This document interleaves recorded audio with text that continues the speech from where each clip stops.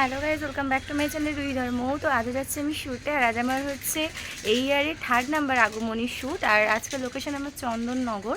কালকেই সাডেন শ্যুটটা বুক হয়েছিল। তো চলো, আমি মানে মেকআপ আর্টিস্টের সাথে ফার্স্ট টাইম কাজ করছি নতুন। তো বাকিটা গিয়ে তোমাদেরকে শেয়ার করতে পারবো। ফ্রেন্ডস, তোমাদের তো বলেই দিলাম আমার শ্যুটের লোকেশন কোথায় ছিল, চন্দননগরের ওদিকে। আর সত্যি বলতে সেরকম করে এই শ্যুটের জন্য আমি কোনো ক্লিপ নিয়ে উঠতে পারিনি, কারণ অনেকটা লং ছিল আর আমার একটা রাতও হয়েছিল বাড়ি আসতে, আর আমি একটু শরীরটা খারাপও ছিল।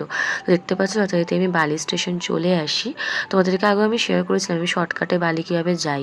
তো বালিতে এসে প্রায় অনেকক্ষণ ট্রেনে থেকে তারপর দিদির বাড়ি চলে আসে। দিদির বাড়ি এসে আমি কীভাবে ক্লিপ নিচ্ছি দেখে বুঝতেই পারছো, যার জন্য কথা হলো আমি সেরকম ক্লিপ নিতে পারিনি। এবার আসি দিদির কথা। দিদি কিন্তু পুরোপুরি ফ্রেশার। তো মানে পুরোপুরি ফ্রেশার মানে দিদির পার্লার আছে, বিউটিশিয়ানে আমি যেটুকু গিয়ে দেখলাম দিদি আইব্রো হেয়ার কাট এগুলো করে, বাট অ্যাজ এ মেকআপ দিদি অতটাও কোনো শ্যুট বা কিছু করেনি, অতটা প্র্যাকটিসের মধ্যে নেই। দিদি নিজেও আমাকে শেয়ার করেছে। কিন্তু তাই দিদি একটা রীতিমতো হালকা ফুলকা, দিদি কোনো প্ল্যানিংও ছিল না আগমনী করার, আমার কাছ থেকে ইনস্ট্রাকশন নিয়ে দিদি কাজটা করেছে। তো হালকা ফুলকা একটা আগমনী লুক বার করার চেষ্টা করতে। তোমরা কিন্তু জানাবে অবশ্যই আমাকে কেমন লাগছে। আর দিদি দুটো টুইন্স বেবি আছে, যার জন্য দিদির সময় হয়ে ওঠে না কাজ করার। আর এখানে দেখো দিদি হেয়ার কাট করছিল। দিদি একবার হাইও বলে দেবে, ঘাবড়ে গেছিলো ফট করে। দিদির এখানে ক্লায়েন্ট চলে এসেছিলো। তো আমরা এবার যাবো শ্যুটের জন্য। রীতিমতো অনেকটা স্পিডে তাও দিদি কাজ করেছে। আমি পৌঁছেছি মনে হয় 12:30টার দিকে এরকম। তারপরে তো দিদি খুব তাড়াতাড়ি কমপ্লিট করেছিল। আর সত্যি বলতে ফার্স্ট টাইম কাজ করে আমার খুব ভালো লেগেছে। হ্যাঁ, দিদি হয়তো একটু হেল্প লেগেছে, আর আমিও সেরকম একটা হয়তো খুব বেশি জানি না। তো টুকিটাকি কাজ করেছিলাম। দিদিকে একটু হেল্প করেছিলাম, ইনস্ট্রাকশন দিয়েছিলাম। আর দেখতে দেখতে ফটোগ্রাফার যারা চলে এসেছিলো ওদের একটু লেট হয়েছিল আসতে। তো ওরা যেহেতু এদিকেই থাকে, তো আসার পরে আমার শ্যুট হচ্ছিলো। তো আমার শ্যুটের লোকেশন দেখে হয়তো তোমরাও ভাবছো ঘাবড়ে যাবে। অ্যাকচুয়ালি মানে আমি এটা দেখতে গেলে ভেবে দেখলাম এটা একটা কনসেপচুয়াল টাইপের ওয়ার্ক বেরিয়েছিল। In fact Agamani, but conceptual. এখানে আমি তোমাদেরকে থাম্বনেলে তো তোমরা অবশ্যই হয়তো দেখতে পাবে।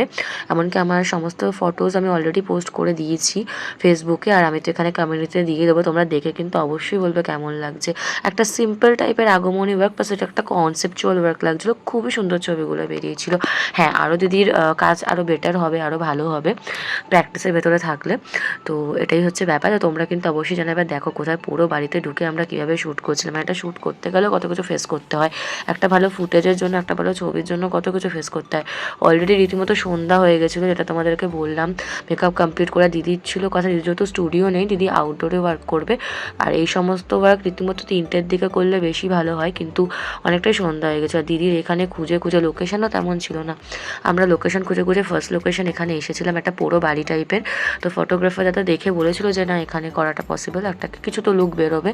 তো সেই বুঝে আমরা ওখানে করছিলাম। পিছনে ধুনো দেওয়া ছিল, আর ব্যাক লাইটটা নিয়ে রীতিমতো আরেকটা দাদা ঢুকে গেছে, মানে ফটোগ্রাফার দাদার সাথে যে অ্যাসিস্ট্যান্ট এসেছিলো।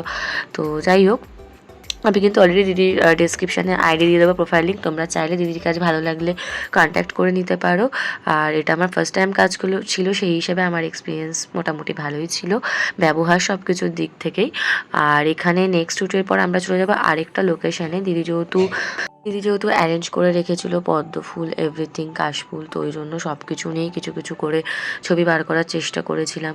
আর আমারও একটু লেট হয়ে গেছিলো, বাড়ি আসতে হতো তাড়াতাড়ি, মানে ওখানে একটু লেট হয়ে গেছিলো আসার সময়। তো এটা হচ্ছিলো আমাদের নেক্সট লোকেশন সেকেন্ড, যেখানে এখানে মন্দিরটা ছিল, বাট সেরকম না একটা প্লেস বা লোকেশন দিদির এরিয়ার মধ্যে ছিল না। তো যার জন্য আমাদেরকে সেই একই সময়ের মধ্যে খুঁজে বার করে শ্যুট করাটা একটু ডিফিকাল্ট হয়ে গেছিলো। আর এই মন্দিরের এখানে কিছু ছবি বার করার চেষ্টা করছিলাম। দেন তারপরে আমরা চলে গেছিলাম পুকুরে। আর পুকুরটাতেও যে নামবো, পুকুরটা তো খুবই নোংরা ছিল, আর আমি তার মধ্যে জলে ফলে তো খুব ভয় পাই, আমি সুইমিং জানি না, তার জন্য সেভাবে কোনো ছবি ফুটেজ ওঠেনি। যেইটুকু উঠেছে করেছি, বাট যেইটুকু স্টিল উঠেছে সেটুকু সত্যিই খুব সুন্দর বেরিয়েছে। আমার কাজটা সত্যি খুব ভালো লেগেছে। তো তোমরা কিন্তু জানাবে আমার এই আগমনী লুকটা তোমাদের কীরকম লেগেছে, আর অবশ্যই কমেন্ট করে জানিও। আর ভালো লাগলে কিন্তু আমার চ্যানেলটাকে সাবস্ক্রাইব করতে একদম ভুলো না, আর লাইক কমেন্ট করে তোমরা সবাই একটু পাশে থেকো। তো অবশ্যই জানিও এই লুকটা আমাদের কেমন হয়েছে। এর আগেও আমি একটা অলরেডি আগমনী পোস্ট করেছি, আর আরও একটা আগমনী পোস্ট করবো। এটা আমার 3rd নাম্বার, আবারও তোমাদেরকে বললাম। তো তোমরা কিন্তু 3টে লুক দেখেই বলবে। আমি একটু অন্য ধরনের কিছু আমার প্রোফাইলে পোস্ট করলাম, আর আরও নতুন নতুন ভিডিও তোমাদেরকে খুব তাড়াতাড়ি দেওয়ার চেষ্টা করব। আমার এডিটিংয়ের প্রবলেমের জন্য আমি বলছিলাম যে সময় হয়ে ওঠে না, এই জন্য টাইম পাই না। বেশিরভাগ টাইমই কাজে ব্যস্ত থাকি বলে তোমাদের সাথে দেওয়া হয় না, শেয়ার করা হয় না। তো কিছু টাইমে ফাঁকা হয়ে চেষ্টা করছি এখন আবার এডিটিং করার, আবার আবার নতুন করে শুরু করা, নতুন করে তোমাদেরকে দেওয়ার কিছু। তো তোমরাও সাপোর্ট করো, দেখেও খুব ভালো লাগবে, আর আমিও নতুন নতুন কিছু তোমাদেরকে দেখানোর চেষ্টা করব। আসলে কাজে যাওয়া হয়, তার বাইরে নিজেকেও একটু টাইম দিতে হয় রেস্টের জন্য, সব কিছুর জন্য, ফ্যামিলি থাকে, তো সব কিছু মিটিয়ে করে ওঠাটাও একটু ডিফিকাল্ট হয়ে যায়। তো এটাই বিষয়। তো যাই হোক, তোমাদেরকে নতুন নতুন অনেক কিছু আপডেট দেবার, সামনে কিন্তু আরও সুন্দর সুন্দর ব্লগ আসবে। আমি আরও সুন্দর সুন্দর ব্লগ তোমাদেরকে দেওয়ার চেষ্টা করব। অনেকগুলো আছে অলরেডি আমার রিআপলোড করা, বাট আমি আনলিস্ট করে রেখেছি, সেগুলো হয়তো দিয়ে ওঠা হচ্ছে না। তো যাই হোক, অনেক কিছু শেয়ার করে ফেললাম আজকে তোমাদের এই ছোটো ভিডিওর মধ্যেই।